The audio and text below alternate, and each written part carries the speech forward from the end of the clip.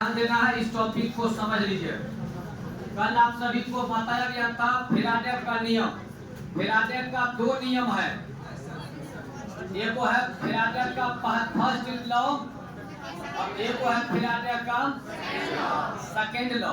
जिसमें अभी आपका केवल फर्स्ट लॉ कंप्लीट हुआ है, जो काफी इंपॉर्टेंट था, बता दिया गया था नहीं।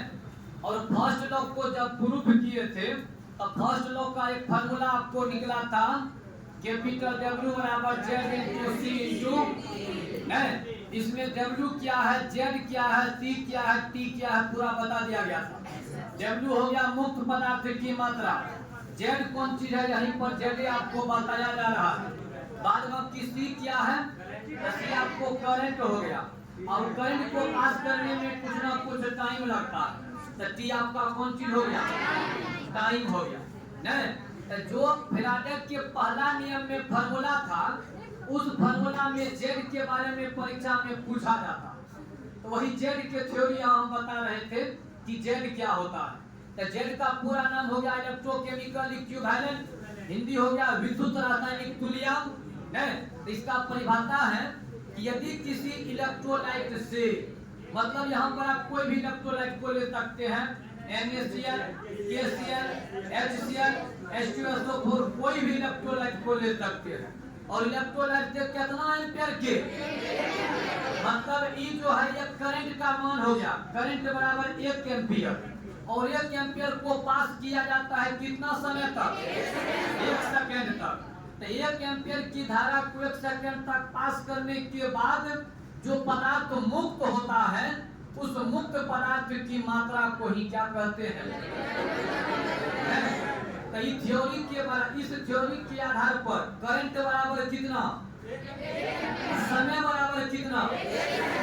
करंट और समय का मान जब पता है तो इस दोनों मान को फैराडे के किस नियम में रखेंगे, तो फैराडे के फर्स्ट नियम में अगर रखेंगे करंट का मान और टाइम का मान, तो कहिए इसका भी मान 1 और टी का भी मान 1, 1 गुना 1 Z गुना 1, Z गुना 1 Z, W बराबर, इसका फार्मूला हो जाएगा W बराबर कितना, W माने मुक्त पदार्थ की Z, W को ही क्या कहते हैं, क्योंकि मुक्त पदार्थ की मात्रा को ही क्या कहते हैं। देखिए इस थ्योरी के आधार पर आप लिख सकते हैं, इस थ्योरी के आधार पर करंट कितना है, इस थ्योरी के आधार पर आप लिख सकते हैं C बराबर 1 एम्पियर।